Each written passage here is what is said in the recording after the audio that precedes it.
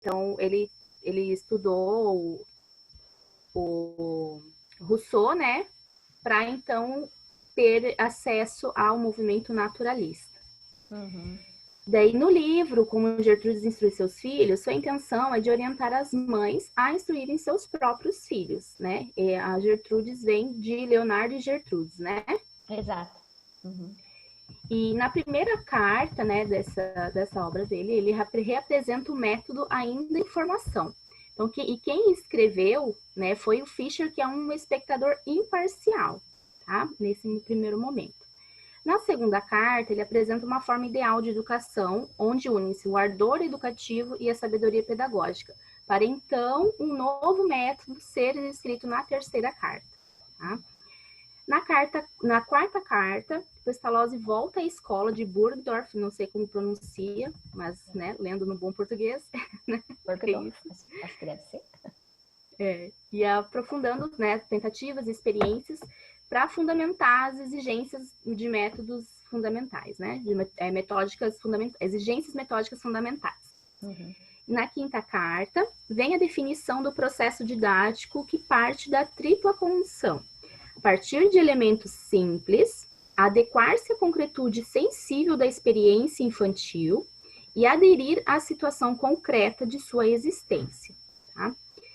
A sexta carta, ela apresenta a descoberta de 3 elementos da intuição, que é a palavra, a forma e o número. Tá? As 2 próximas cartas, então, elas são dedicadas a esses 3 elementos. Isso tudo falando de como Gertrudes instrui seus filhos, tá? E para confirmar as vantagens didáticas de tal método, a nona carta traz uma crítica vivaz dos métodos de educação que eram utilizados na Europa naquela época, né? Então, você imagina se ele fizesse essa crítica aqui no Brasil, né? Essa análise, né, dos métodos aqui do Brasil. Então, gostaria muito que fizesse, né? Mas não tivemos essa oportunidade. A 10ª carta expõe a didática e sua eficácia no campo do saber, a sua eficácia no campo do saber, que então convenceu, né, de ser aplicado no campo teórico também. E a 12ª parte, ela esboça as linhas de uma didática elementar de um trabalho profissional. E para finalizar, as 2 últimas cartas trazem a educação moral ou religiosa, que acreditava que os sentimentos de amor, fé, obediência, elas surgiam na criança a partir da relação com uma mãe amorosa. E então, como Gertrudes ensina seus filhos, é a primeira e completa exposição das doutrinas de Pestalozzi. Tá? Aí, aqui, ali na parte na página 46 em diante, que fala sobre a primeira carta, né, que como aquele arquivo que nós estudamos são cortes, né, textos, recortes de textos. Então, a primeira parte, a primeira carta, ela é escrita em 1801 e aborda as dificuldades que encontrou no início de seu projeto de mais de 30 anos de dedicação, né? Então, é tempo, hein? Eu coloquei alguns textos, algumas partes do texto, né, que conta, né, que relata todas essas dificuldades que ele passou, né? Então, quando ele fala, eu sofri aquilo que sofri o povo, e esses se mostraram a mim como a nenhum outro igual, como eram eles, tá?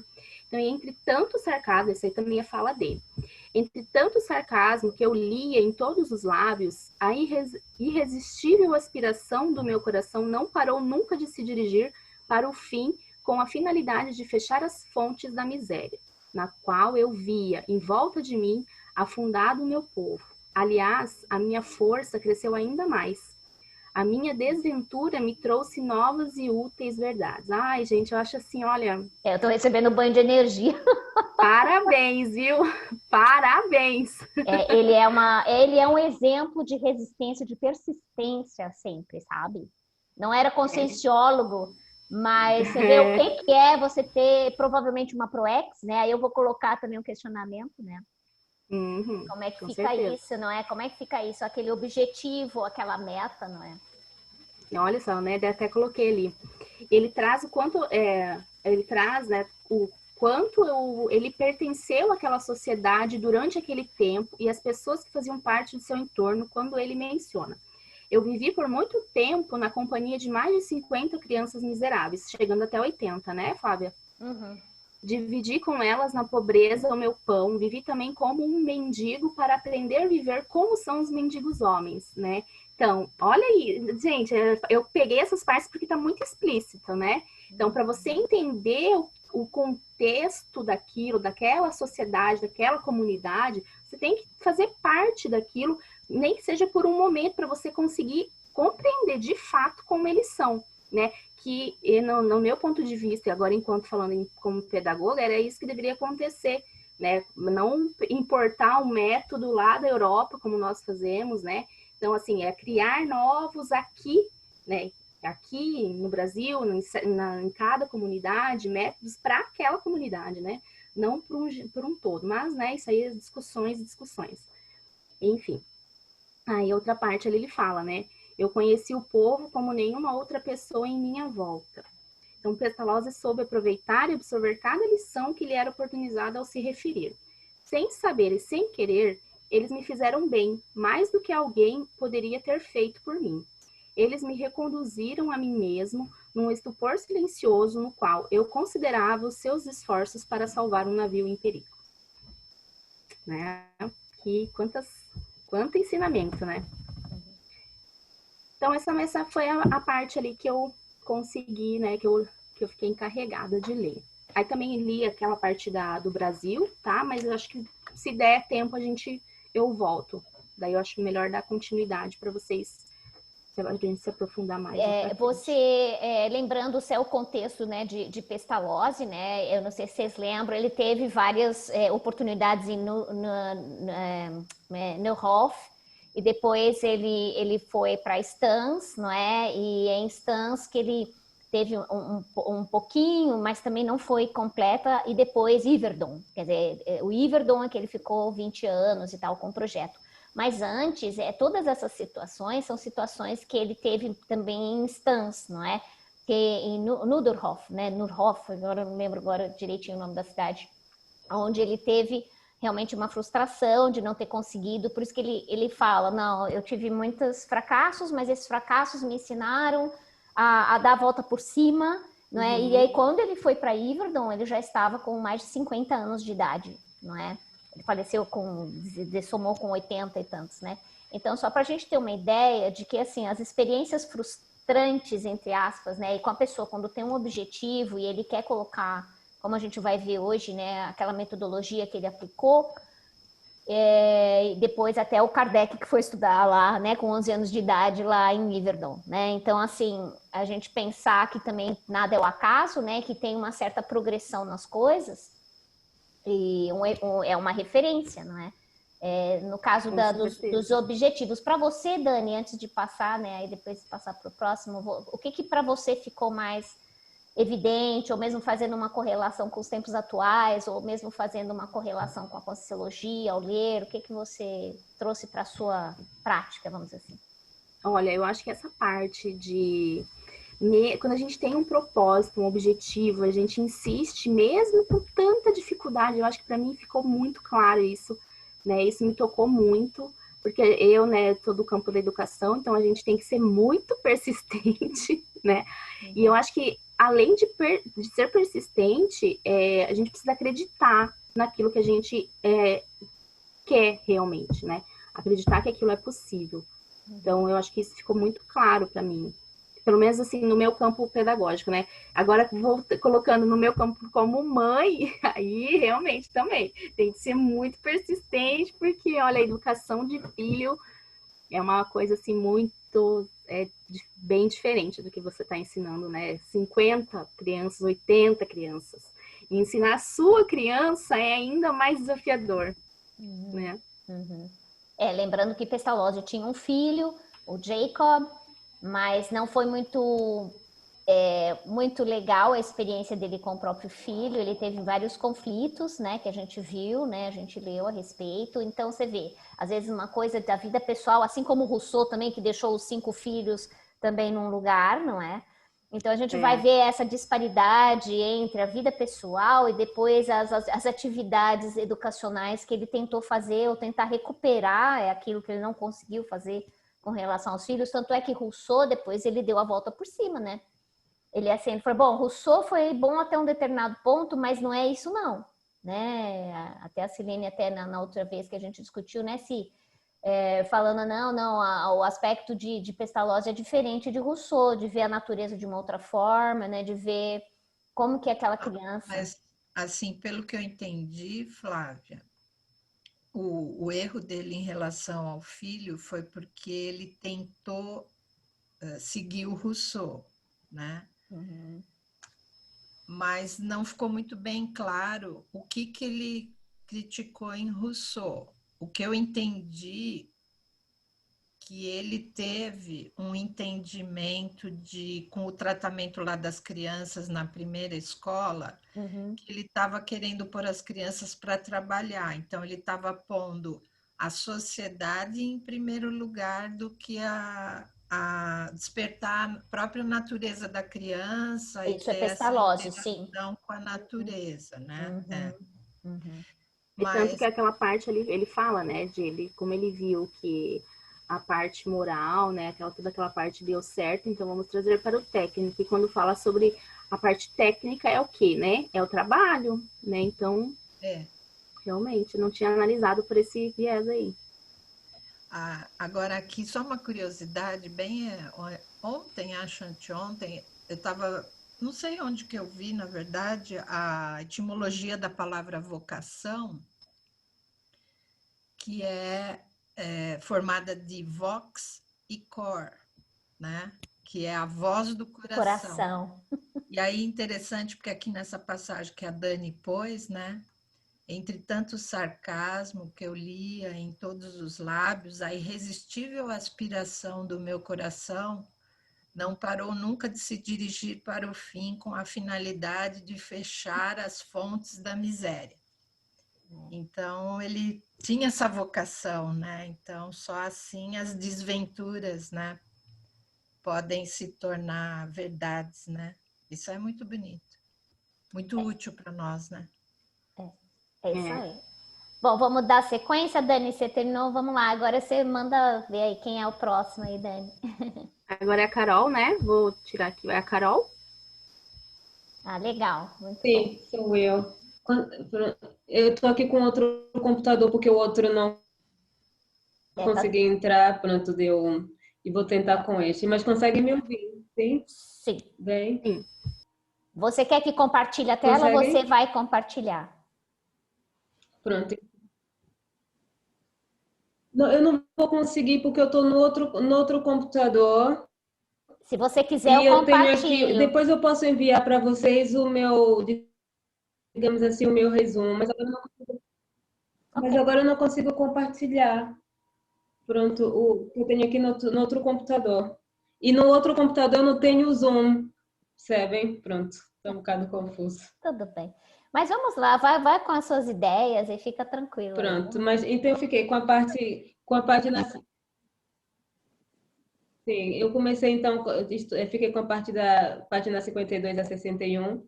Pronto, onde ele continua com a primeira carta, não é? Ele fala lá está, da sua resiliência, né? Que mesmo contra as ideias dos homens da sua altura, né? Ele teve sempre aquele sonho que era de ser professor de escola. Teve um grande desafio que eu costumo dizer o que não nos mata nos torna mais forte, né? Então esse grande desafio dele foi em Stans, não é, onde ele ficou sozinho com 80 crianças, né? A ser professor, vigia, enfim, colaborador e em vez dele desistir, o que é que ele fez? Começou a colocar em prática, pronto, não só a sua intuição, não é, como trabalhar com aquelas crianças de diferentes níveis, diferentes idades, diferentes vivências, digamos assim. Alguns já tinham pedido esmolas na rua, não é? Outros eram, pronto, arrogantes, como ele mesmo cita, né? Na sua carta. Então ele começou a colocar em prática, foi aí que ele começou a colocar em prática algumas das suas ideias, digamos assim, e conseguiu fazer com que aquelas crianças, deixa eu ver, conseguisse que elas um estado de ânimo que elas fossem para a escola como se não... Gente, agora me perdi. Como se não... Consegue me ouvir? É que eu tá... Conseguimos ouvir, sim, tá certo, tá tudo Consegue me certo. ouvir? Sim, sim, sim. Pronto. Fica tranquila, tá certo. Então, ele aprendeu aqui a arte do ensino mútuo. Sim? Pronto. Ele colocou aqui a ideia da arte do ensino mútuo, né? Fez escrever, já que não tinha à sua disposição outro método senão a pronúncia. Né? Surgiu a necessidade do ritmo e da pronúncia rítmica, né? Ou seja, a absoluta ignorância de tudo o induziu a pensar longamente sobre os princípios e aquilo que o permitiu experimentar o rigoroso elevar-se às energias espirituais que conseguem o complemento dos primeiros graus de instrução. Os resultados obtidos na sequência dessas observações superaram as suas expectativas. Rapidamente se desenvolveu nas crianças a consciência de força que elas ignoravam inicialmente, não é? E ele colocou as crianças instruíam as crianças. Ele colocou bons alunos, pronto, daqueles que eles consideravam melhores alunos, com aqueles que não tinham tanto conhecimento, digamos assim. Isso é bem interessante, porque bem mais para tarde, só uma partezinha, quando a gente vai estudar Vygotsky, né? E Vygotsky tem o que a gente chama de zona proximal. Ele defende a zona proximal, é justamente isso, que os alunos mais velhos ajudem aqueles que têm dificuldade, não é? Porque a aproximação é aquele processo empático, não é? Que é criado entre os próprios alunos, não havendo competitividade, sim colaboração. Então, isso já inicia com Pestalozzi, que eu acho bem interessante, assim, só porque eu lembrei, entendeu? Que eu coloquei também no meu mestrado, justamente porque falei de empatia, eu coloquei sobre Vygotsky e me veio agora à mente, que é muito interessante esse processo de colocar os mais velhos auxiliando os mais jovens, não é? Criando não o bullying, esse é o processo ao contrário do bullying, né? Só uma partezinha. Ok, Carol. Vamos lá. Nós estamos com delay, tá? Eu sei que você está me ouvindo, está ouvindo com o delay, mas tudo bem, vamos lá. Né? Vamos jogando as energias aí para dar tudo certo. Aí, vamos lá. Nas energias do processo da comunicação. Até porque está me dando umas brancas. Ok. Pronto. Lá está, ele depois foi para Burgdorf, não sei se é assim, entretanto ele saiu de Stans, foi para Burgdorf, não é? E lá ele também já teve outras experiências. Esteve com uma criança de 3 anos, não é? Também. E ele dizia que toda a instrução não consiste, portanto, senão na arte de favorecer a inclinação da natureza no seu próprio desenvolvimento. Aqui entra também a parte em que ele acha importante que as crianças conheçam os objetos antes da instrução, antes da fase da instrução. Antes de começarem a aprender as letras, o abecedário, ele sentiu a necessidade também de criar um livro antes do abecedário, digamos assim, antes de elas aprenderem as letras. E ele dizia que até os 5 anos se concede às crianças a liberdade e o prazer da natureza, que me fez lembrar também um bocado de Rousseau, né? E se deixa que cada impressão que dela deriva haja sobre eles.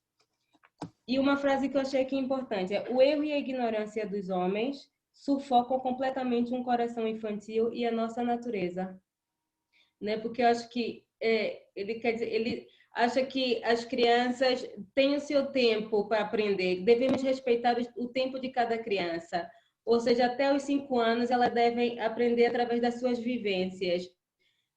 Colocarmos sim alguns estímulos, mas não exigir das crianças a tal fase da instrução, que deve ser depois dessa idade, depois dos 5 anos.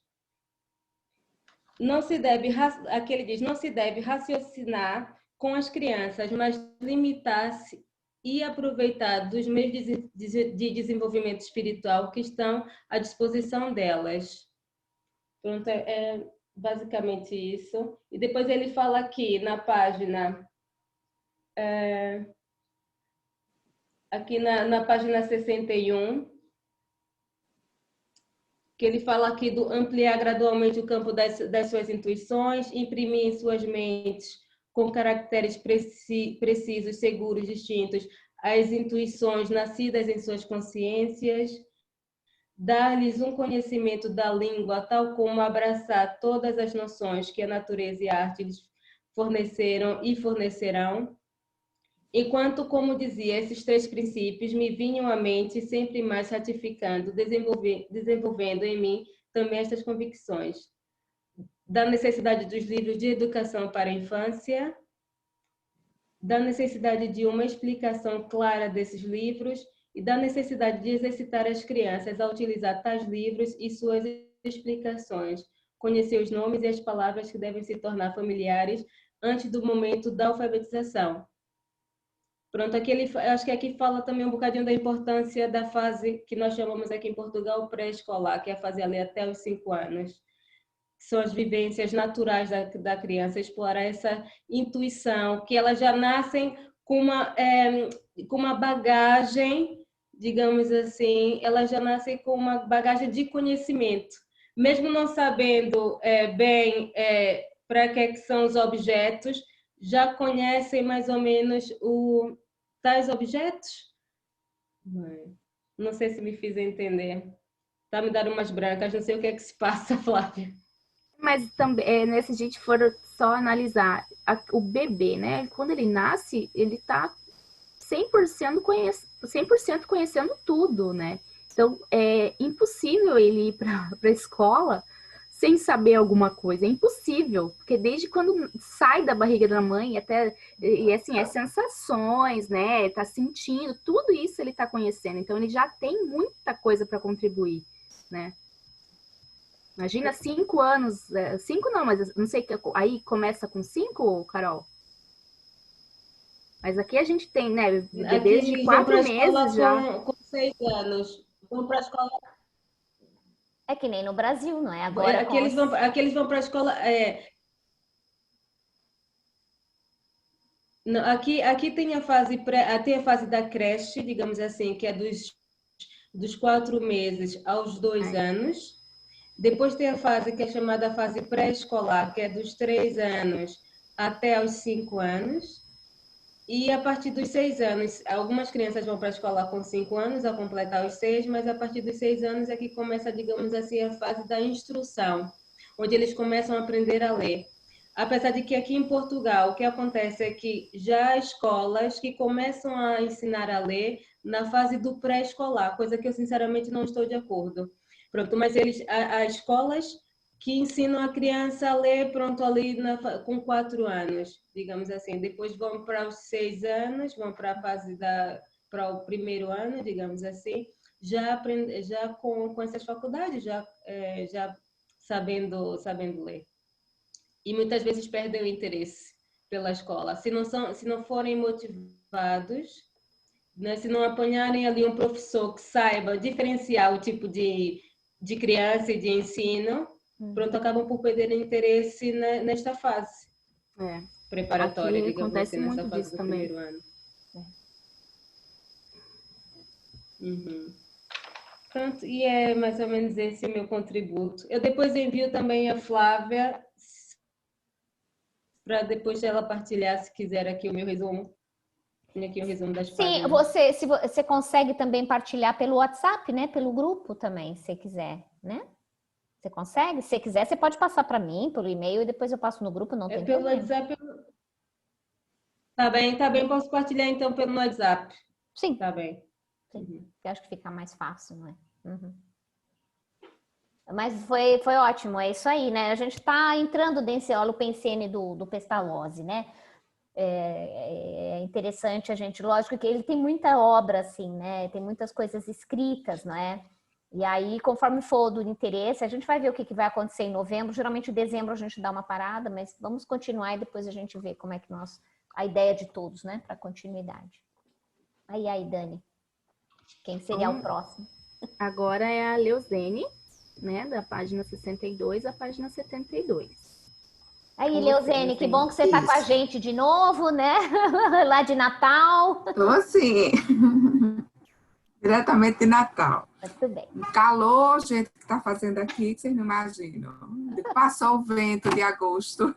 Pois é. Bom, gente, pegando um pouco do que a Dani colocou, né, que ela trouxe da parte que ela leu, e da Dani e da Carol, eu estava aqui pensando um pouco sobre essa questão do Zeitgeist, né, da época, do que era possível fazer na época, e de quanta coisa que ele escreveu, e ele pesquisou, ele investigou, é tão atual. É impressionante, né, como é tão atual. Vocês estão me ouvindo? Sim. Congelou? Ah, tá, porque aqui a imagem congelou. Então, me chamou a atenção duas coisas, né, que é essa educação, ele escreveu para as mães, né, isso, mas era um contexto que hoje, mesmo as famílias muito pobres, não têm condições de ter essa educação familiar, né, isso dentro da casa. Então, era o que era a proposta que eu vejo muito mais a gente fazendo uma transposição para a área da educação, é como se essa intencionalidade pedagógica do pedagogo, do educador infantil, do professor, do docente, pudesse, então, trazer, como se você tivesse ali na sua frente o seu filho, esse amor, essa dedicação que a gente teria como se fosse realmente alguém muito próximo, que a gente ama muito e quer muito que aprenda, que se dê bem, que a gente faz o melhor. Eu penso que hoje a gente faria essa transposição. Outra questão que a Daniela trouxe, que a Carol trouxe, foi a educação infantil, né? Que as crianças, elas aprendem muito pela vivência.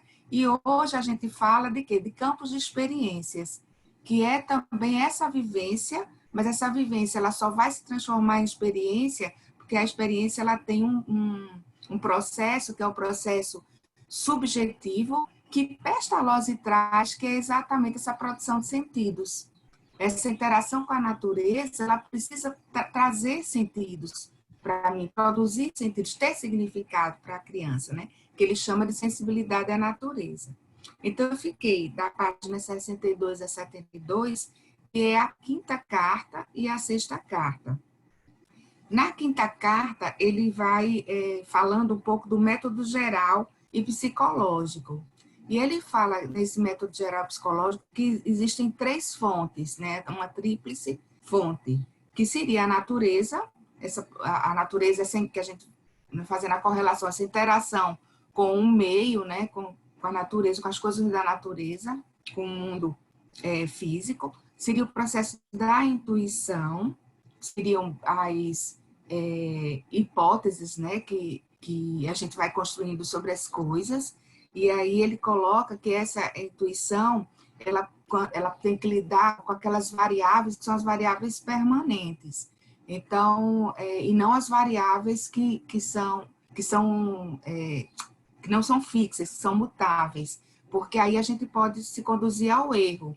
Mas se a gente observa e a gente vai vendo essas coisas que permanecem nos objetos da natureza, a gente vai construindo o conhecimento mais correto, né? E eu ficava pensando, fazendo a correlação do que seria isso na prática. Por exemplo, o galo cantou às 6 horas da manhã, né? Aí, daqui a pouco, você observa que o galo cantou às 10 horas. Ah, mas um galo cantou... Não, o galo canta. Isso é o geral, né? Então, digamos, se eu estivesse ali com as crianças, ele ia observar o quê? Aquilo que permanece, aquelas características daquele objeto na relação com a natureza. Por exemplo, chover. Chover não é algo, é um fenômeno, mas não é algo que é contínuo. Aí ele iria trazendo aquilo que é fixo, aquilo que é variável, e aí, mas a chuva molha, né? E assim ele iria vendo essas características desse objeto. E a outra seria essa faculdade cognitiva, que é o processo mesmo, a partir dessa sensibilidade interna, vocês já colocaram, né, que ele também coloca isso, a gente tem os conhecimentos, e a partir desse conhecimento que a gente tem, isso vai se ampliando. Ele vai falar um pouco mais adiante. Então, nesses princípios, ele coloca que nessa primeira fonte, que é a fonte da natureza, há uns princípios que ele coloca. O primeiro que seriam que todas as coisas afetam os meus sentidos. Então, tudo que eu observo nessa minha interação com esses objetos, com essa observação que eu faço, com esse conhecimento de mundo, isso me afeta, isso vai transformando em sentidos para mim. É o que eu falei, essa essência é invariável e eu vou errando menos se eu vou depois. Eu achei fantástico, gente, porque se a gente pegar Piaget, com o processo da classificação, ele já falava. Eu observo uma coisa, observo a outra, e aí eu vou vendo o que há de semelhante entre aquelas coisas. Isso é Piaget, né? Quando ele começa. E isso vai ampliando o conhecimento. A segunda, então, seria os sentidos, né, que a gente vai tendo sobre as coisas, dessa essência invariável e imutável. Depois ele fala da memória, que aí entra essa questão do conhecimento que a gente vai tendo. A criança ela não chega zerada, né? A consciência não chega zerada, e a criança muito menos. Quer dizer, a gente abordando a condição tanto da limitação intrafísica quanto da limitação, quanto da ampliação do paradigma consciencial, a consciência não está zerada mesmo. E aí sempre vai tendo um novo conhecimento que vai a partir dessa memória que ela vai ter, que a gente pode fazer a correlação com as sinapses, né, que a gente tem aí, as novas sinapses a partir dos aprendizados. Então, vai tendo essa série de conceitos, os conceitos colaterais que vão tendo relação com essa intuição. Então, é como se a intuição fosse ficando mais precisa a partir desses conceitos que vão sendo agregados a ela. Então, quanto à essência do objeto, ele coloca que tem os aspectos particulares do objeto que podem criar o erro, e a gente vai procurar esses aspectos mais gerais, que eu já coloquei. Em relação à verdade interna, eu achei interessante isso aí que ele coloca, que quanto mais a gente o nosso juízo vai se apropriando dessa verdade interna, da realidade das coisas, a gente vai trabalhando com 3 aspectos, que é a amplitude, a essencialidade e a universalidade. Então, a amplitude vai ampliando a questão do conhecimento mesmo que a gente vai tendo e da intuição, ela é mais ampla, porque tem aqueles conceitos da nossa memória correlatos que vão se associando, que vão somando. A essencialidade, essa essência das coisas, ela fica mais precisa, e a universalidade, que é quando ele faz exatamente essas comparações entre aquilo que se assemelha. Então, os aspectos particulares, ele é vencido, né, a partir disso, dessa observação do mais amplo. Se tiver alguma coisa que queiram complementar que eu não entendi, gente, vocês, por favor, fiquem à vontade. O outro princípio seria que a intuição, por mais complexa que ela seja, ela vai partir sempre de elementos simples que vão se sofisticando, né? E se, mesmo que seja uma realidade complexa, essa intuição complexa ela vai dar conta a partir desses elementos mais simples. Um outro princípio que ele fala, esse é quando ele indaga a essência ou a qualidade. Então, nós temos os nossos sentidos, a partir dos sentidos da percepção de mundo que a gente vai tendo, percepção das coisas, a gente indaga essa essência ou qualidade dos fenômenos. E aí, a partir disso, a gente vai, então, ampliando, né, tendo um conhecimento mais exato, mais amplo daquilo que a gente vai, do conhecimento deste objeto. Então, a segunda fonte seria, eu tenho esse objeto, tenho a essência desse objeto, entra então essa sensibilidade em relação à natureza, que aí é de cada sujeito, e aí entra a questão da intuição, entre a sensibilidade e a intuição. E aí, a partir dessa interação, dessa observação que a gente vai fazendo, daquilo que a gente falou, da ampliação da essencialidade do universalismo, a gente vai tendo o quê? Um processo que ele chama da faculdade cognitiva. A gente vai tendo a consolidação do conhecimento e aquilo também vai ficando na nossa memória. Ele fala de um outro aspecto, que é a questão, uma relação, eu achei bem interessante, que é quando a gente fala ele faz uma correlação entre a preguiça e a curiosidade natural da nossa, né, do ser humano. Então, quando a gente tem um maior interesse pelas coisas, uma maior curiosidade, isso vai rompendo com a preguiça, com essa inércia. Aí ele faz uma correlação entre energia de investigação e calma no juízo. Que o quanto a gente precisa, que é a calmia, né?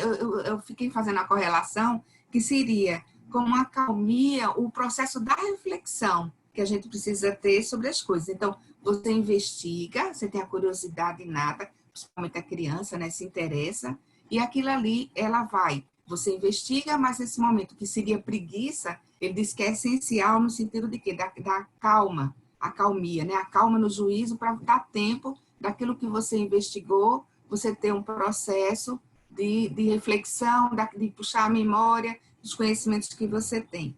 E esse movimento entre a sua sensibilidade, os sentidos, você observar a natureza, você ampliar o que você tem, você fazer essas correlações, precisa de um tempo, que é esse tempo que varia, como vocês colocaram já, de indivíduo para indivíduo, de criança para criança, que ele chama de amadurecer a verdade. Amadurecer a verdade antes de expressá-la. Então, pegando a criança, né? A criança ela tem muitas hipóteses. Ela tem uma hipótese de escrita, ela tem uma hipótese das palavras, ela tem uma hipótese do nome das coisas, das características dos objetos. Ela vai tendo hipótese o tempo todo, ela olha, e até ela interagir, até ela ter mais informações sobre aquilo, observar, ela tem inicialmente exatamente essas hipóteses que seria essa intuição. E a partir dessa reflexão, desse tempo, desse amadurecimento, então, é que vai consolidando pela faculdade cognitiva, consolidando o conhecimento. E aí ele traz algo bem interessante, que eu gostaria de ler porque eu achei bacana, que ele faz a referência entre os anfíbios pesquisadores, né? Então ele faz, os nossos anfíbios pesquisadores de verdades não querem saber desse amadurecimento interior, desse tempo que essas crianças têm e precisam, né? Eles vão coachando pela verdade, mas antes de ainda ter o pressentimento, nem mesmo o conhecimento. É como se fosse aquela crítica inicial, sem nem sequer, peraí, será que faz sentido isso que está sendo dito, que realmente há um tempo de cada um, há um amadurecimento interior necessário? Aí ele coloca, mas na verdade não podem fazer outra coisa. Falta a eles tanto a força dos quadrúpedes para caminhar pela terra firme, quanto as barbatanas dos peixes para nadar acima dos abismos, quanto as asas dos pássaros para se elevar até as nuvens. Eles ignoram da mesma forma que Eva a intuição desinteressada da realidade e tem ela em comum o destino de colher o fruto de verdade antes ainda que esteja maduro, né? Então, é como se ele, na prática, ele fizesse a transposição, aliás, ele vivenciava, ele escrevia sobre aquilo que ele vivenciava. E aí, os outros pesquisadores que ele faz a crítica não conseguissem entender isso, porque faltava essa compreensão mesmo, né? Que ele teve ao observar que cada um tem esse amadurecimento, esse tempo de amadurecimento. E a terceira fonte, que é isso que a gente já estava comentando, que era a faculdade cognitiva. Então, ele dá muito valor a esse processo da subjetividade, né? Dessa sensibilidade à natureza, que é essa condição, a relação da condição exterior com a faculdade cognitiva. E aí ele diz que ele faz uma correlação muito linda, que é a partir da relação da observação da aranha, né? Então, ao observar uma aranha, dependendo do tamanho que ela seja, ela vai tecer 100 fios, ela vai tecer esses 100 fios de um jeito que ela vai ficar sempre no centro, aquilo vai suportar ela, vai ter as mesmas estratégias, né? Algo, digamos assim, é um fenômeno que não varia, né? Pode variar o tamanho, tudo, mas tem essa base aí. E ele diz que o homem, o ser humano, ele tece a própria vida.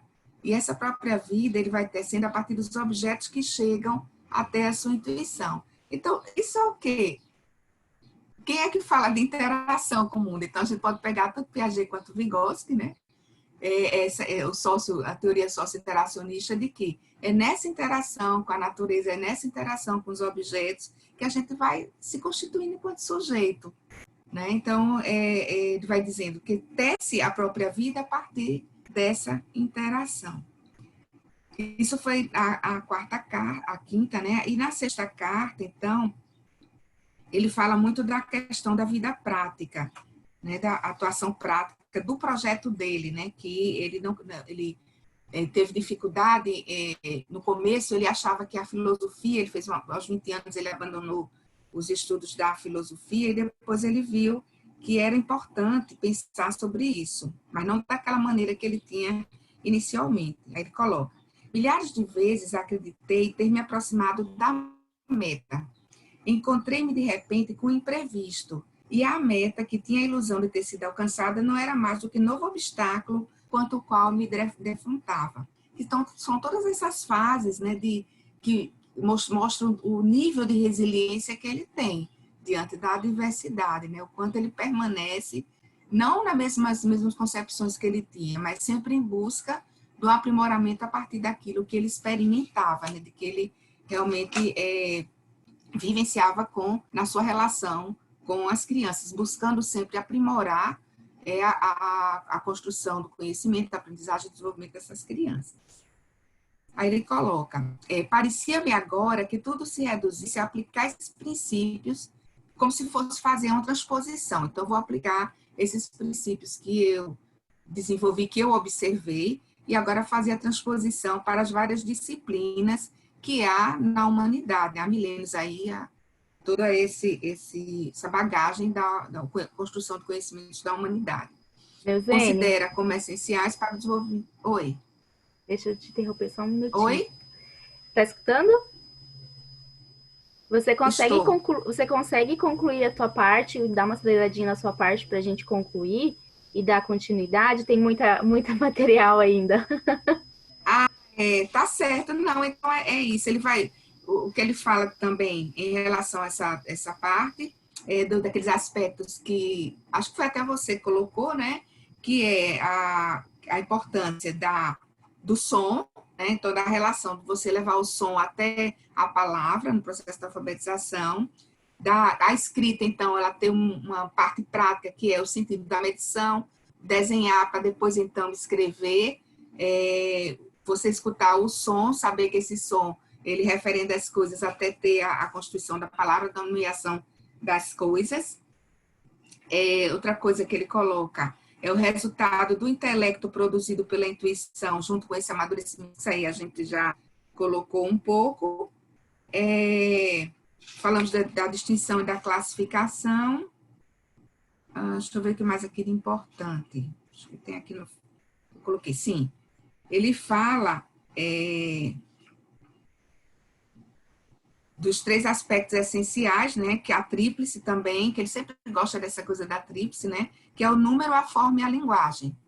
Então, são aspectos essenciais, como se fosse algo primordial de você trabalhar no processo. Então, fala das faculdades de compreender a forma dos objetos, de representá-los, de acrescentar a impressão representativa desses objetos, como as suas características de número e de forma. Isso são questões essenciais para serem trabalhadas, dessas 3 forças elementares. Qualquer coisa também, Leuzene. Tá bem, pode passar aí. Você também, se puder, né, compartilhar no grupo, para a gente dar também uma lida, né, se alguém surgir alguma dúvida depois. Eu sou daquela que eu escrevo no texto, eu gosto... Por isso que eu demorei, eu acho, porque eu gosto de imprimir e anotando, escrever, né? Buscar, mas eu faço de como vocês... ou tira foto. Assim, pode meus tirar livros fotos são todos... também. Tá bom. Né? Fica à vontade. Mas aí, se você puder compartilhar, né, seria bacana também, tá? É que como o nosso tempinho é bem curtinho, então daí cada um dá uma breve, né? E eu falo muito, né, que eu vou fazendo minhas correlações. Mas é muito importante, que bom, obrigada. Então, vamos partir para a Silene. Silene, você? Acho que a Leuzene já trouxe vários pontos, né? Porque ainda, pelo que eu entendi, ainda eram as cartas, né? porém a parte do método é uma memória dele, né? Então, mas várias coisas do que a Leuzene trouxe está dito aqui em outras palavras, então, e eu só fui até a parte da síntese do método. O final, como ia sobrepor com a Flávia, eu li também, mas vai entrar mais nessa parte da leitura, da escrita, da linguagem, essa parte mais indo para a prática, né? Bom, então acho que tem o ponto em comum com o Rousseau é que ele diz que toda a instrução humana, né, tem que ser de acordo com a natureza com as disposições mais essenciais, né? No caso da criança, do espírito da criança, né? E também de acordo à situação da criança, às circunstâncias da criança, né?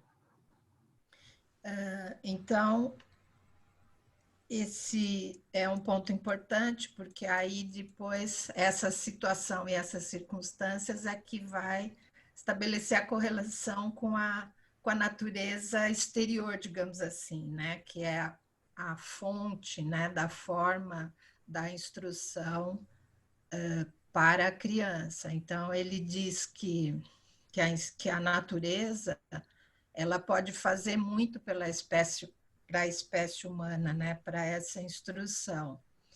E essa instrução deve se submeter às formas de toda a instrução das leis eternas da natureza, e pelas quais, né, a criança, como a Leuzene falou, vai adquirir as intuições sensíveis, esses primeiros ingredientes, digamos assim, para o que depois vai se transformar em conceitos, né? Porque todo o método dele é esse, parte das intuições sensíveis, através, então, desse amadurecimento, né? E desse levar às últimas consequências essas intuições sensíveis, você vai amadurecendo as verdades, vai estabelecendo realmente os conhecimentos por meio de conceitos precisos, né? Em síntese, a meu ver, esse é o método dele, né? Em poucas palavras, esse é o método, sendo que o centro de tudo é a criança, o indivíduo, né? E aí aquela situação de contorno que ela participa, porque é daqueles objetos que estão ao redor dela que ela vai aprender as coisas, o mundo, né? Vai aprender, estabelecer essa relação com o mundo, com a natureza. O que mais?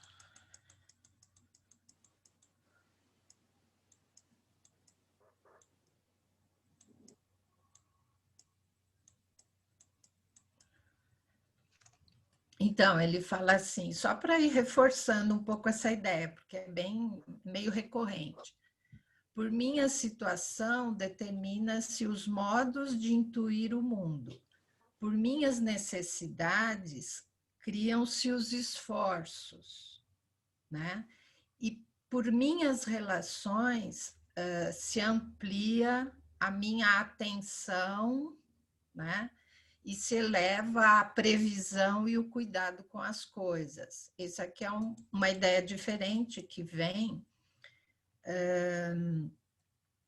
quando ele fala assim, com que tipo de meios leva a natureza à intuição das coisas mais essenciais que circundam, né? Que em mim mesmo há um amadurecimento satisfatório.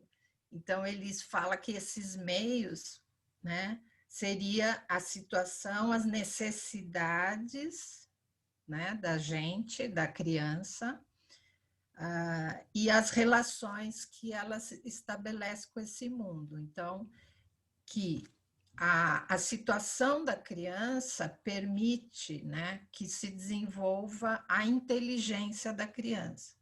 As necessidades da criança vão corresponder aos esforços que a criança vai realizar. E as relações que a criança estabelece com esse mundo, né, é o que cria a virtude, porque tem a ver com a necessidade dos cuidados, né? Foi mais ou menos isso que eu entendi. Aí, no caso, talvez envolvendo mais as pessoas, as relações entre as pessoas, ou mesmo os cuidados que precisa ter com as próprias coisas, que faz parte do mundo da criança, né? Então, a primeira, que é a situação, determina a visão de mundo, o conhecimento, que é a educação intelectual. As necessidades que criam o esforço têm a ver com a vocação da criança, né? E que é aquela disposição íntima, né? Aquilo que chama ela a se desenvolver, né? E aí eu achei interessante porque isso ele chama de educação estética, sabe? Porque o tempo todo, quando ele fala da educação e fala da instrução, ele se refere muito a como se fosse uma arte, a gente saber se relacionar com a natureza, e a educação também como arte, embora ele mencione especificamente a necessidade dessa sensibilidade, desse sentimento da beleza que tem nas coisas, que tem na natureza, nas formas da natureza. Então, foi até um ponto que eu achei curioso, mas o texto dele é muito o tempo todo falar disso, né? Para a gente imitar, né, a natureza, porque a natureza tem uma arte ali implícita, né? As leis da natureza, elas têm algo, elas são úteis para desenvolver esse sentimento de beleza que é necessário e que tem a ver com essa sensibilidade, né? E as relações fundam aí o que ele chama de educação moral, tá? Eu não sei se já passou meu tempo, daí ele fala assim, ó, toda a arte dos homens é, pois, essencialmente uma consequência de leis físico-mecânicas, que são as leis da natureza, né? E aí ele menciona alguns aspectos que, só para reforçar rapidamente, depois concluir, né? Que tem, algumas têm a ver com o que a Leuzene falou, mas ele fala assim, está falando das leis, né? Traga ao seu espírito todas as coisas essencialmente relacionadas, né? Ver as coisas e as relações entre as coisas, como que a gente pode aprender da natureza. Então, por exemplo, a chuva, né? Pegando a ideia da chuva. Então, com o que se relaciona a chuva e levar esse conhecimento às últimas consequências. Ah, a chuva, chove em que períodos? Enfim, ela tem formas, né? Ela garoa, ela é tempestade, enfim. Sempre trazer o objeto nas conexões que a natureza apresenta, né? Para a criança. Foi o que eu entendi. Tá, Silene, nós vamos dar continuidade, então. Flávia, você não vai... O Saulo agora, a tua parte vai conseguir concluir? Porque o Saulo, porque houve um sobrepor, né, das páginas, então deixa o Saulo dar continuidade, aí depois a gente faz algum apontamento no final, né, para amarrar, tá bom? Deixa o Saulo também dar a participação dele, nosso varão aqui no grupo das mulheres hoje. Que privilégio. Então, o nosso também, né? Eu e a Flávia compartilhamos o mesmo trecho que diz respeito à pedagogia do Pestalozzi. Vamos lá. E aí, logo no início, ele faz uma correlação com o Kant, mas de uma maneira muito breve, então eu tive a curiosidade de expandir um pouco isso. E no estudo que eu fiz do Kant, relacionando com o Pestalozzi, eu percebi que as semelhanças são bem evidentes entre os dois autores. Eu fiquei impressionado assim como esses conceitos eles acabam se unindo de uma forma tão precisa um ao outro. Então, o Kant ele fala que a educação ela vem com o objetivo de fazer com que o ser humano desperte a sua plena potencialidade, todas as suas plenas faculdades. e de livrar o ser humano da selvageria, porque nós estamos muito próximos ainda da condição animal. E não bastaria apenas a disciplina, porque disciplina por disciplina a gente pode disciplinar um cavalo, um cachorro, fazer essa domesticação. Só que o ser humano ele tem um algo a mais, e esse algo a mais seria o despertar da sua moralidade, que é uma tecla que ele bate bastante nisso daí, que o princípio de toda educação é despertar a moralidade do ser humano, de fazer com que ele conviva com seus semelhantes de uma forma pacífica e que ele interiorize esse conceito não apenas por uma repetição, mas por ele sentir que aquilo é o correto a ser feito, que é o dever que deve ser posto em prática. Bom, um outro ponto é que ele fala que nem sempre os pais eles estão qualificados para passar esses conceitos para a criança, porque partindo do pressuposto, né, de que a gente deve imitar o exemplo dos nossos pais, nem sempre os pais tiveram educação que incitaram essa formatação adequada para passar isso para os seus filhos. E aí, nesse caso, Kant ele defende que essa responsabilidade deveria ser concedida aos príncipes, que a gente pode entender como sendo os nossos governantes. Então, aqueles que conseguiram alcançar um status de qualificação, um status de privilégio em relação ao mérito do ensino e do aprendizado, deveria passar isso para aqueles que precisam desse ensinamento. E para fechar essa ideia do Kant, ele fala que toda essa ideia da educação ela não é algo utópico, não é um sonho distante. Ela se dá a partir do esforço de cada dia. Então, é algo extremamente palpável e viável para ser colocado em prática. Eu acredito que eu posso passar agora a palavra para a Flávia, e nas últimas páginas, acredito que da 97 até a 100, eu fiquei responsável também. Então, eu posso fazer esse fechamento. Ok. Bom, na verdade eu vou compartilhar com vocês porque eu gosto de fazer anotações no próprio documento dentro do que está lá no nosso Drive, não é? Eu fui extraindo aquelas partes.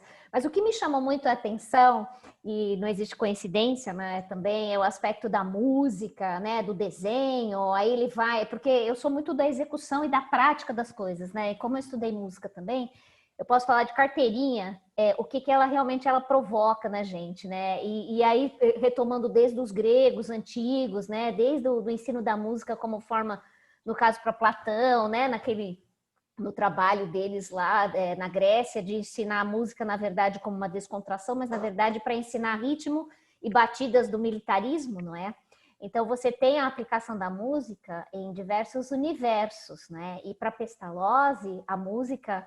Eu vou entrar dentro desse aspecto, né? Ela é essencial para também desmaterializar os sentimentos, né? E isso remonta também um pouco da minha pesquisa como médium musical. Tanto é que o meu artigo dentro do simpósio é justamente sobre a parte do meu trabalho parapsíquico com artes, né?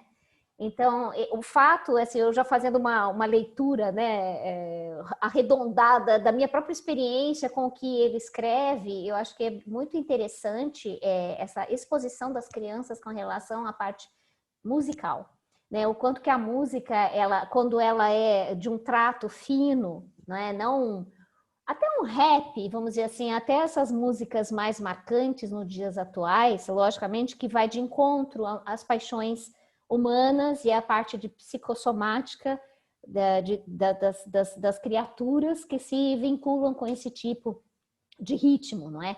Mas se a gente pensar na música como a essência mais clássica e que vá realmente entrando no cerne da pessoa, como sabendo que a música ela já faz parte de vários séculos, né? E se nós pensarmos na multidimensão das consciências, a gente vai pensar que aquilo realmente ela tem memórias, são as memórias musicais, é outro tipo de memória de acesso. E para Pestalozzi, como ele também trabalha com as tríades, né? Como a Leuzene falou, e principalmente coração, cabeça e mãos, e nós fazemos a correlação com a conscienciologia, poderemos levantar essa correlação com o pensene, pensamento, sentimento e energia, a mão sendo essa coisa da ação, né? E se você pensar da parte do cardio, do coração, realmente, como essência, como a Silene também falou, né, de que ele sentia em si, Pestalozzi, aquela necessidade interna né, que ele estava no caminho certo, que ele deveria fazer aquilo, né? Então, a gente pensando nesse lado das emoções, dos sentimentos e trabalhando a música, né? Eu estou fazendo toda uma correlação já com a Conscienciologia, com o Pestalozzi, com a minha própria experiência, tá, gente? Então, eu vou nesse universo. Então, se a gente pensar nesse íntimo, né? De memórias, as várias memórias, então a música ela entra nesse aspecto. Quando ele fala do desenho, ele aponta o desenho como antecipador da escrita, que eu acho muito interessante. Eu até vou compartilhar com vocês o próprio desenho que ele idealizou, com os ângulos paralelos e formas, no caso de aprender o desenho, para depois aprender as letras. No caso da caligrafia, no caso da escrita. Então, ele antecipou uma série de passo a passo, inclusive falando que para a criança aprender a ter observação, a ser um ser mais observador, é você pegar um desenho e fazer o processo da decomposição desse desenho. Achei interessantíssimo. Então, se eu vejo as formas geométricas naquele desenho, então, Pestalozzi parte de um desenho, por exemplo, seja de um cachorro, seja do que for que está na natureza também, ele pega aquele desenho que a criança vai observar, mas quais seriam aquelas figuras geométricas que poderiam vir do cachorro? Né? Então, a cabeça redonda, o corpo quadrado e tal, aquela coisa retangular. Então, enfim, isso é interessantíssimo. Quer dizer, o processo dele de ensinar o desenho não é fazer a cópia, como ele fala, a cópia de um próprio objeto. Ah, eu vou pegar essa garrafa, vamos lá, criançada, vamos copiar isso aqui? Gente, não dá, né? Então, o que ele faz? Ele pega um objeto da natureza e faz coisas, né, lembrando, lógico, de todas as formas que ele poderia estar ensinando dentro da geometria, e pegar disso e extrair, então, a própria geometria dos objetos da natureza e depois isso incentivá-lo ao ensino aritmético, ao ensino da geometria. E eu achei muito bacana isso. Então, deixa eu só pegar para vocês e ver como ele chegou ao processo do desenho. Opa, daqui. Que eu achei muito bacana essa maneira dele. Deixa eu só... Aqui. Ok, vamos ver se vocês conseguem ver. Eu até coloquei aqui do lado, ele diz o seguinte: a escrita não é outra coisa, um desenho linear referido a formas convencionais, não é? Deve ser subordinado às regras gerais do desenho linear, dividir exatamente os ângulos e traçar justamente sobre eles um arco. Assim se tem os fundamentos da exatidão de todas as letras. Então, ele chegou nessa forma aqui, ó. Certo? Achei muito interessante isso. Lógico que eu não sou da área de desenho, eu fiz um pouco de desenho, né, na minha adolescência, na minha juventude. Então, essa coisa de você aprender, né, a extrair do aspecto geométrico e você trabalhar depois as letras, né? Então, ângulos, paralelos e arcos, né, abraçam completamente a arte de escrever. Logicamente que eu não sei como ele fez, né? Talvez a gente devia realmente ler o Gertrudes Ensina aos Seus Filhos, né, como Gertrude ensina aos seus filhos, para saber realmente o processo mais prático do que ele desenvolveu dessa prática dele, assim como ele também parte do sentido das sílabas, que eu achei muito interessante. Então ele faz com que, aqui, né, Pestalozzi numera as sílabas e pergunta como é que se chama a primeira, a sexta, etc. E ele parte, olha que interessante, ele parte assim, ele vai ensinar, eu sei que o exemplo não é muito legal, porque é o exemplo da palavra soldado, mas como na época havia muitos conflitos, né, a guerra helvética lá, que eles falam no início, as crianças saíram de conflitos internos de guerra civil, não é? E ele acolheu essas crianças justamente que ficaram órfãs, mas aí a palavra soldado apareceu. Então ele pega uma letra S e aí pergunta, como é que se chama? A criança fala S, aí ele dá o O, aí a criança vai juntar o S com o O, fica só, que por si só já cria a palavra só, né? Então ele já vai criando várias formas da criança se relacionar com as letras e ir juntando e formando várias palavras até a última que ele quis dizer soldado. Então se ele dá o L, a criança vai saber, eu vou juntar o S com o O e com o L, vai dar sol. Já criei uma outra palavra. Aí ele vai o sol com o D, sold. Probably sold seria do inglês, né? Que é o passado de sell, né? De vender. Mas talvez no português da época, eu não sei se tinha alguma correlação. Mas ele vai, ó, solda, aí vai dar o A, já deu solda. Provavelmente ele já iria explicar o que era uma solda, né? Uma correlação, talvez. E aí vai o D e, por fim, soldado, né? Então, assim, até criar. Então, a criança, ela vai partindo de várias imagens, né? Ela vai partindo de várias correlações das letras, formando palavras e, logicamente, o universo do vocabulário. Tanto é que eu lembrei da Silene, quando a gente fez a oficina na Evolucim em São Paulo, sobre a oficina das palavras, você viu que para Pestalozzi, o primeiro livro de leitura é o quê? Um dicionário. Né, Silene? É verdade, me chamou a atenção. Então, a gente fez isso, né? A gente levou dicionários lá na nossa oficina da Evolucim em São Paulo, justamente pegando justamente as palavras, o dicionário para formar histórias, não é? Então, ele considera que o dicionário seria um primeiro livro. Eu achei muito interessante isso, porque é justamente e a concepção dele, né, justamente dessa formação da intuição, que é a verdade real, não é a intuição, uma imaginação só, mas sim partindo, lógico, da natureza, fazendo as correlações, como vocês mesmos já falaram, não é? Deixa eu ver se tem... E a música, né, que eu achei muito interessante, ele fala, e ele faz toda uma apologia da música aqui depois, e eu tentando fazer as minhas correlações, né? Ele fala, por exemplo, que os números são abstrações de magnitude, por conseguinte, precedem ou acompanham os elementos de aritmética com os fundamentos iniciais do desenho. Parte de intuições, né, e realiza as primeiras divisões do número com representações aumentadas ou diminuídas dos objetos reais. Então, eu tentei também fazer que nem a Leuzene uma correlação. Como é que ele faria isso, né? Então, eu pego, por exemplo, essa garrafa, eu não sei, vocês me corrijam se vocês pensaram diferente ou fizeram uma correlação diferente.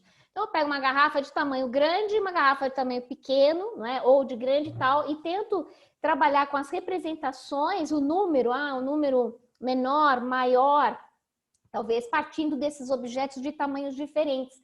Aí eu vou conseguindo fazer com que a criança realmente comece a ver, a fazer os tamanhos, né? E começar a imaginar os tamanhos das coisas e fazer correlação com os números.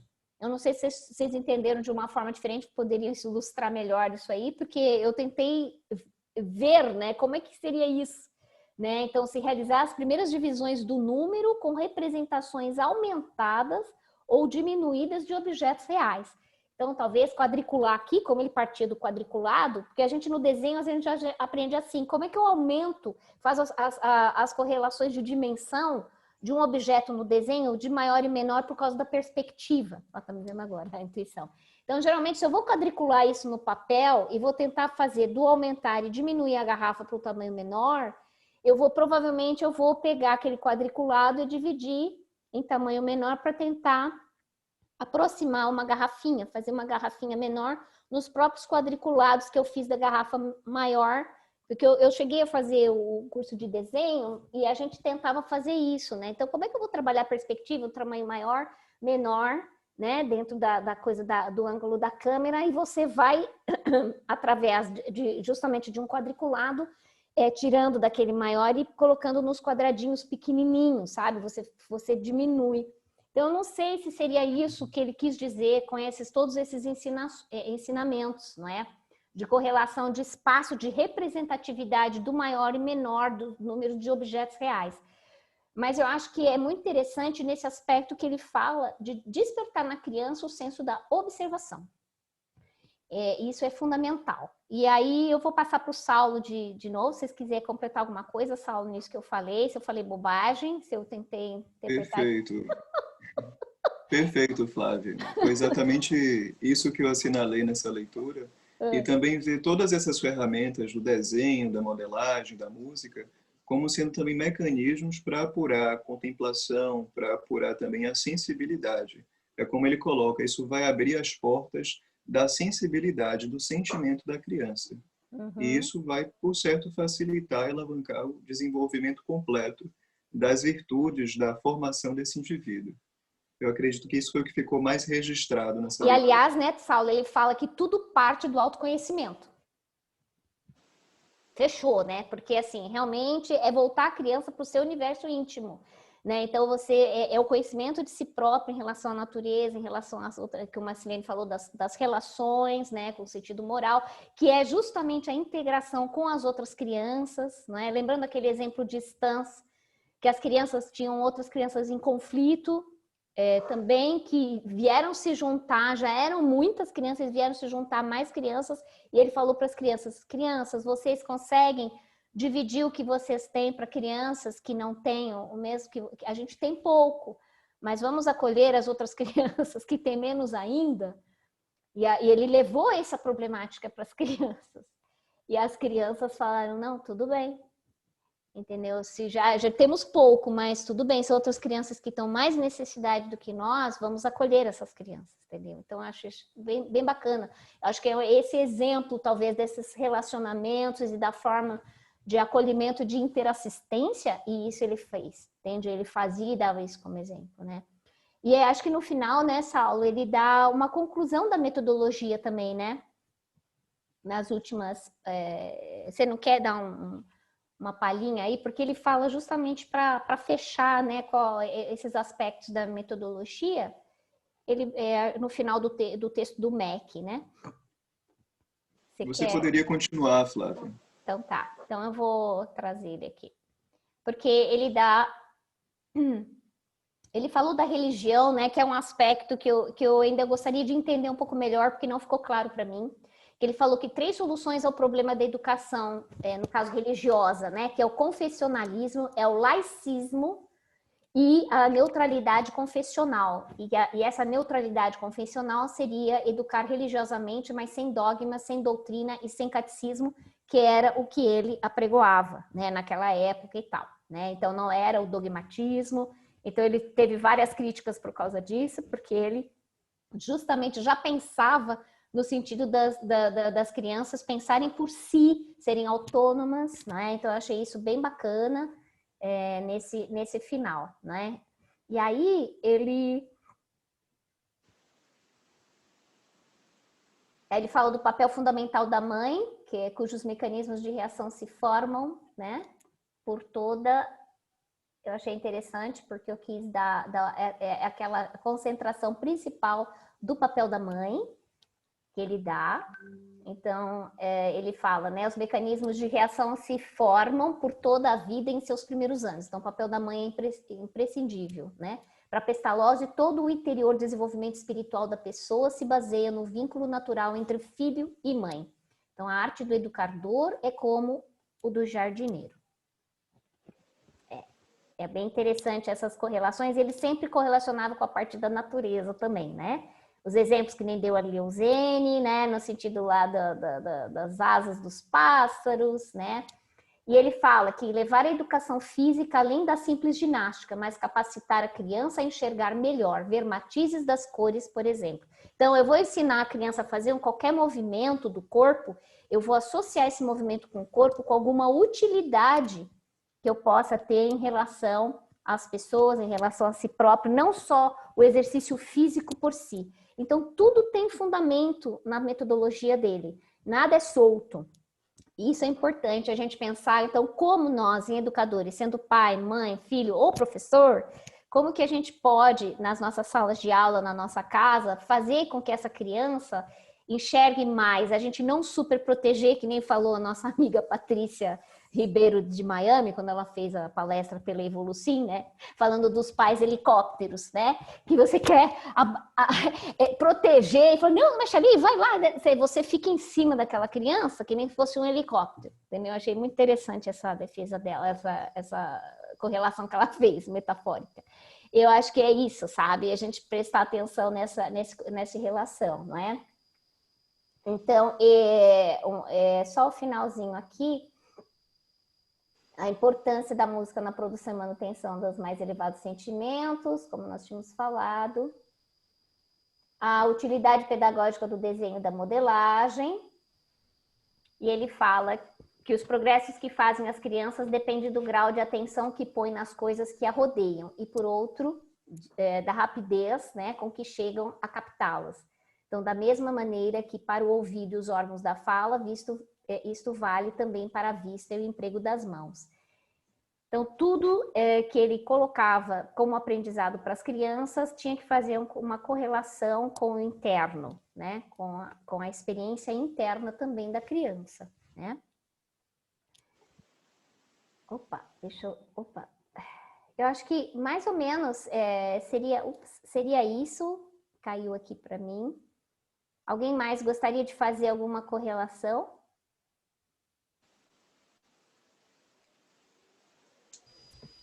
Carol?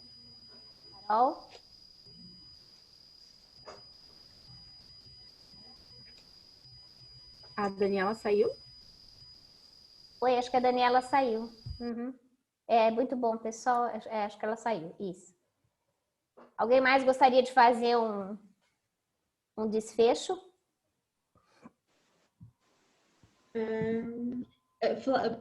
Posso só falar aqui de uma parte que não foi, não referimos muito, Sim. que ele dava muita importância também ao autoconhecimento da criança. Ele refere isso aqui na página 87, que eu até fiz uma associação, vem logo na cabeça com Cienciologia, onde ele diz: o conhecimento de si mesmo é, portanto, o ponto central do que deve partir o ser da instrução humana completa.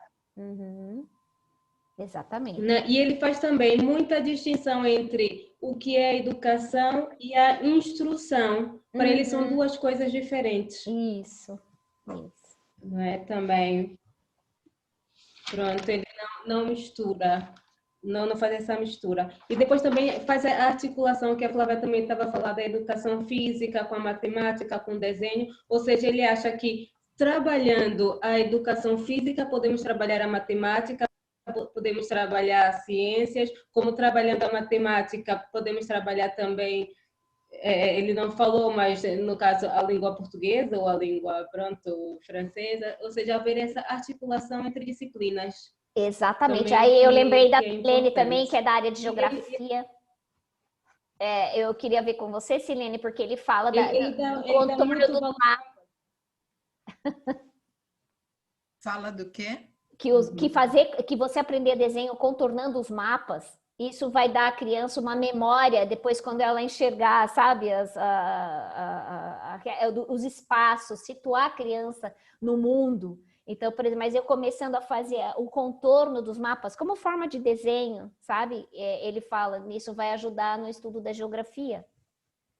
O que você acha sobre isso? Eu queria só por curiosidade, mas tudo bem, Carol. Eu acho que a relação com a geografia é muito mais essa relação da criança com o contexto que ela vive, o lugar, sabe? Desenvolver a natureza, né? Tem uma parte da parte que eu li, eu ando um pouquinho mais para frente. Mapa, porque esse método, Flávia, só para completar, de você copiar, isso eu não saberia opinar, mas foi o método que eu aprendi. E eu não acho que é a melhor parte da geografia, entendeu? Mas, enfim, eu não tenho elementos para analisar, eu não li, não sei. A gente precisaria investigar um pouco mais, né? A Daniela falou alguma coisa, Dani? Tem uma parte, eu só não me recordo qual foi a página, mas foi, acho que é um pouquinho adiante do que eu li, então é depois da 51, que fala que ele teve ou foi lá, acho que foi lá na parte do Brasil. Travou aqui, caiu? Não, eu tô te ouvindo, mas congelou a sua imagem, mas tô te ouvindo. E então ele fala que ele foi referência para geografia, até eles colocaram um caso ali que para ele ensinar geografia, antes dele ir lá na sala de aula, ele levou essas crianças para fora lá num pátio e aí fizeram eles né, pegarem barro para construírem uma maquete, né? Não sei se foi, acho que foi isso que ele usou, esse termo que ele usou. Mas para construir, então, a partir da observação do ambiente, aí ele trouxe para dentro da sala de aula, né? Então, primeiro observa e depois traz para a sala de aula. Então, ele foi referência na geografia, então, nessas práticas em geografia. Porque a geografia é muito mais assim, né? É escala, é mapa, é isso e aquilo, e a prática acaba deixando um pouco de lado, né? Acaba ficando um pouco de lado. No meu tempo, a gente tinha que decorar os rios, eu não ia lá para conhecer um rio, né? aprender tudo sobre o rio. Eu tinha que decorar o nome dos rios e entender os rios pelo mapa, né? Pois é. O que eu achei interessante é isso, é o lado do contorno, né? Você realmente já, mais ou menos vendo, né? Situalizando no mundo, né? Onde é que estão? Aqui é a África, aqui é tal. Achei interessante pela essa correlação de você situar a criança no mundo, né? Dentro daquela época. É a memória visual, né? Mas sempre, nada como memória só. Era porque lembra que Pestalozzi, você questiona, você leva a criança à curiosidade. Ele não faria coisa, você vê, ele não era copiar. Só para gravar Não era isso, entende? Então, assim, é isso que é interessante nele. Porque você colocar. Por isso que ele fala que a intuição não é um artifício, é a verdade real. Então, a criança, ela vai usar, lógico, o poder da imaginação e tudo e tal, as coisas, mas ela vai correlacionar com o mundo que a cerca, as coisas reais, não sair fora da realidade. Que é o que deveria ser feito sempre, né, Flávia? Então, você não vai colocar a criança na redoma, que nem aquela coisa da mãe helicóptero, dos pais helicópteros, entendeu? Não dá, não tem como. E hoje, mais no mundo, que a gente está com toda essa tecnologia, e os pais nem entendem da tecnologia que a gente entende, e as crianças acessam a tudo, pornografia, acessam a tudo. E os pais nem ficam sabendo. Entendeu? E aí, como é que você faz isso? Como é que você faz no tempo atual? Dá para aplicar Pestalozzi? Pestalozzi é contemporâneo nosso? Como é que é isso, Leozene? Como é que você vê isso? Como é que você vê isso, Saulo? Eu sei que nós estamos no nosso final, mas assim, só para amarrar esses 5 minutos finais, como que a gente bota Pestalozzi no nosso mundo atual? Né? Abre o seu áudio, Leozene, abre o seu áudio aí. Isso.